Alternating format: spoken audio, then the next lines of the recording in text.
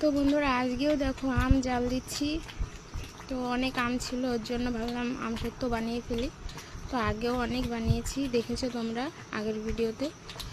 তো আজকে আমি একটা দেখো এত আম ছেটে যখন জাল দেই কি বলবো আর, দেখিয়েছি আমি আগের ভিডিওতে। দেখো এর জন্য আমি মানে চারিপাশে পেপার বিছিয়ে দিয়েছি। দেখো কত ছিটেছে দেখো, মানে 2-3টে আমেরই পড়েই গেছে ছিটে দেখো। তো কেউ আমার খুন্তিটা দেখে আসবে না। তো এত ছিটার জন্য লাঠি বেঁধে নিয়েছি। তো আমসত্ত্ব কে কে খেতে পছন্দ করো অবশ্যই কমেন্ট করো। দেখো এখন একটু কম ফুটছে, মানে ঘন হয়ে গেছে ওর জন্য।